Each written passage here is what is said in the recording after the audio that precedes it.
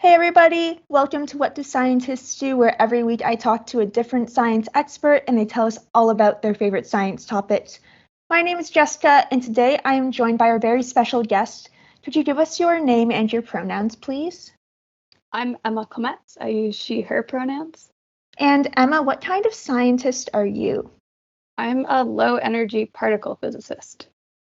So, let's break that down. What is a particle physicist? So particle physicists do a pretty broad range of things, but overall they're looking at different properties of the tiny particles that make up all matter. So everything around you, from a table to your cat, is made out of tiny, tiny particles that you can't see. And they have a lot of different properties that we look at in a lot of different ways. So, you said that you're a low energy particle physicist. What does the low energy part mean? So usually a lot of particle physics is high energy particle physics. So to look at these tiny, tiny particles, you need to separate them. You don't want to stick a whole cat into your experiment. You just want a tiny little particle of it. One of the main ways they do that is they take bits of matter and they make them move really, really fast, and then they smash them together. And then that's how they get little tiny bits of matter out. Don't worry, there's no cats actually involved in this. So my experiment takes those tiny bits of matter that have been smashed together, and then we make them really cold so that they don't move very fast. And that makes some things easier to look at. Cool. So you kind of do the opposite of what the people with the particle colliders do. Instead of smashing them together, you like isolate them. How cold do you have to make them in order to do that? So it totally depends on what you're trying to look at. We measure temperature instead of in Fahrenheit or Celsius. We measure it in this another unit called Kelvin. So 0 Kelvin is called absolute zero temperature, and at this temperature, nothing moves. No particles move at all. And so we get our particles down to about 4 degrees Kelvin, I believe. Which is quite cold. Definitely colder than like anywhere naturally on Earth. But we only do this for a very, very small volume of particles. So getting them down to that temperature, what does that teach you about them? Yeah, so the particles that we're looking at, one of the main things with them is that when they're moving pretty fast at like normal room temperature, it's very hard to hold on to the particles. You can't just put them in a box. No matter what material the box is made out of, these particles that we call neutrons will just go through the material. So by cooling them down, it makes them the lower energy they have, the easier it is to put them basically in a bottle. And then we keep them in a bottle for about 2 minutes is about the maximum we can hold on to them. And that's the window of time we have to do all these different experiments on them. Cool. So it basically actually lets you do some experiments that you wouldn't be able to do otherwise. So we keep talking about these particles. You mentioned neutrons. Is that the main type of particle you look at, or are there other types of particles that you look at? So my research specifically is looking at ultra cold, really cold neutrons. So this is just one particular experiment. There's a lot of different experiments that look at neutrons, and there's also a lot of different particles out there. The main particles that make up most of the matter that you touch in your day-to-day life are called protons and neutrons, along with the third type of sort of normal matter called the electron. And that's where a lot of electricity and such comes from. So those are sort of the main particles that people will hear more day to day about. And although they're pretty well understood, there's still lots of things we don't know about them just because they're so small and so hard to measure things about. So what are some of the things that you're trying to learn about them? So our experiment is looking for this thing called the electric dipole moment of the neutron. So a lot of particles, if you know how a magnet works, magnets have a magnetic dipole moment. And it means that one side of the magnet is attracted to the other side of the magnet, basically. And that's why magnets stick together on opposite poles. So you can do the same thing with, instead of magnets, things that conduct electricity and they're electric. So basically, it's just a bunch of little arrows that line up and they'll stick together if they're facing each other, and they won't stick together if they're the wrong way.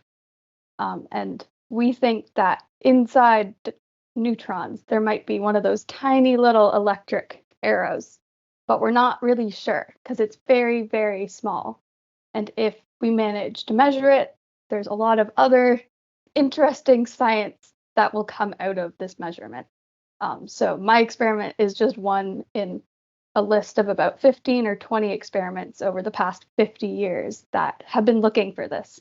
And every time, basically, we think it's just a little bit smaller. And is it actually zero? There's a lot of just comparing things to how close they are to zero in physics, which is a pretty weird concept for a lot of people to spend a lot of time doing. Yeah, so because you're pretty much just trying to figure out, is this thing zero, like not really there, or is it just really, really tiny? Because all these things are really, really tiny.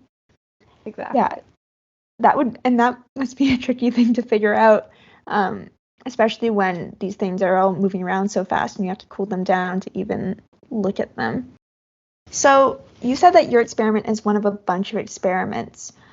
Do you know where those experiments are happening? Are lots of them happening at your lab, or are they all over the world? We're the only experiment looking at this specifically at my lab. I'm not sure how many of them are currently running. The previous experiment happened in Germany, I believe. So that we're sort of taking the work that they've done, looking at what methods they used, and using similar ones, but improving on them to make them even better, and being able to get more exact values.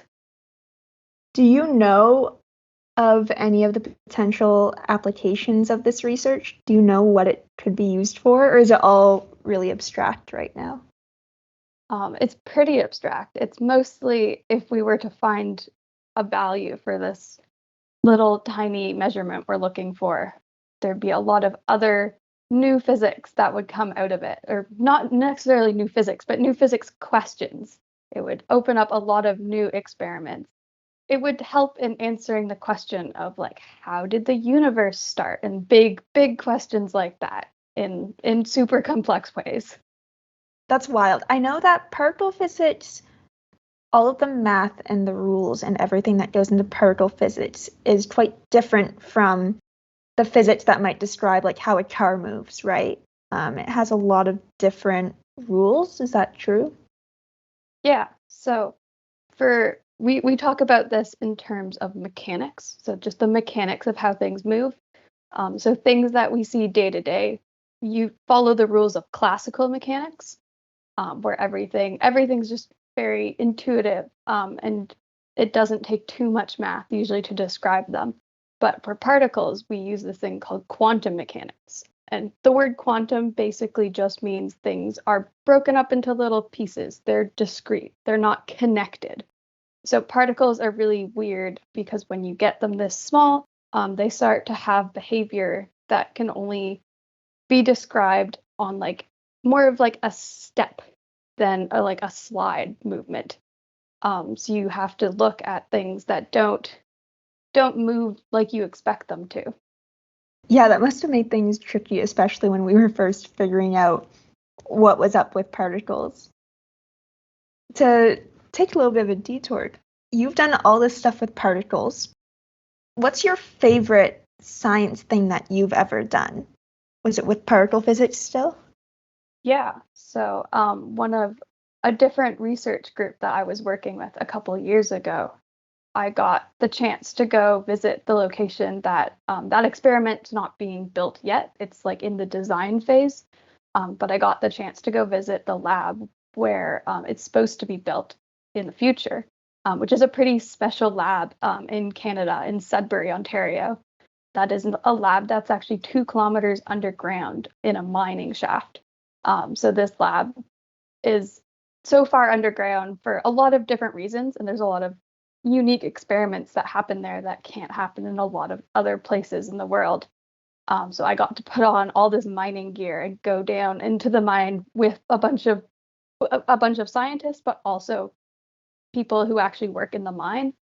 And I got to like wear a big hard hat and a light, and we got to walk. You have to walk through the mine before you get to this lab that's really clean. So when you get down there, you take off all your mining clothes, and then you actually have to take a shower, which is a pretty weird thing to do 2 kilometers underground. And this lab actually has the deepest working flushing toilets in the world, as well as just like a regular lunchroom. You can make coffee down there, which is pretty unique. And the scientists that work there, do they have to do all of that every day? Like they have to take their elevator 2 kilometers underground and take a shower just before they go to work? Yeah, everyone in the lab basically always has wet hair because you really, one of the things why you take the shower is because when you walk through the mine, it's very dusty, and they don't want any of that dust getting into the physics experiments. So there's a specific like shampoo and soap that you have to use. And a lot of people complain that it makes their hair really dry, which I think is funny. I only went down once, but a lot of people go down every day. That's super cool. I didn't know that that lab that's down there, I had heard of it before, but I didn't know that lab was there as well as a still functioning mine. I figured it was an old mine shaft that we had turned into a lab, but the fact that there also is just still a mine there is very funny to me. Yeah, the mining doesn't happen like right next to the lab, but I think it's like lower than where the lab is. But you definitely like still have to be aware that it is an active mine and like there's vehicles driving around and such, and there's a lot of safety precautions that you have to learn about before going down. That's super cool though. In terms of your subject and all the things that you study, is there something that you think everybody should know about it? Or at least the people listening to this show? Yeah, I think no one should be turned away from physics because they think it's too scary. Because that's definitely the response I get from a lot of people when I tell them I do physics, because there is quite a bit of math in it, but there's also a lot of computer science, which a lot of people don't realize. And also physics covers such a broad range of things. I've made a lot of friends who are physicists and they do work in cancer research and MRI, which are really like biology applicable things, along with things like working on batteries. So there's a lot of different research that can come from physics, and no one should let being scared of the math that comes with it to stop them from wanting to know more about physics. Thank you. I think that's great. And yeah, especially since the math that you do in research is probably not like taking a math test, right? It's probably a little bit different. You aren't sitting in a room and someone's telling you that you have to do all this math in a half hour. It's a very different type of math that I think the kinds of people who maybe don't like math tests, but they like the ideas in math, they'd probably like it because it's all pretty different from what I understand. Yeah, and we use math as a tool to like describe things. So a lot of your work, if you do things that involve a lot of math, which my research doesn't actually, I don't use too much math directly. I basically make computers do the math for me, which is great. But a lot of the work is thinking about why you want to use the math and what kind of math you should use for what you're doing. So it definitely there's less pressure to just know things off the top of your head. You do a lot of thinking about it, a lot of writing down, and a lot of making mistakes along your way. I love that. And you mentioned actually all the different ways you can use physics.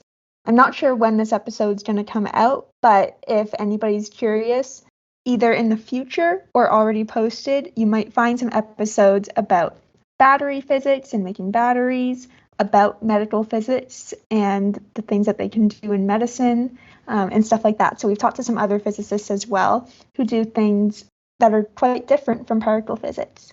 So in case anybody's curious about that. Well, thank you so much for joining me today, Emma. This was all super interesting.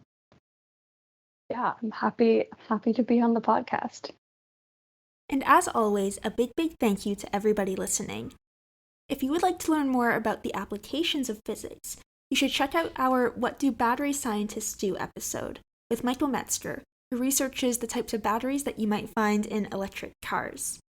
You can also check out our What Do Particle Physicists Do episode to learn more about high-energy particle physics, which Emma mentioned earlier. If you'd like more science fun, you can check us out on social media at ScientistsDoPod, or you can visit bit.ly/whatdoscientistsdo to see past episodes and more. Do you have a question that you'd like answered on the show? Message us on social media or send us an email or voice recording at whatdoscientistsdo@superstaff.ca, and we might feature your question on the show. Thank you so much for listening, and I'll see you next episode. Bye for now.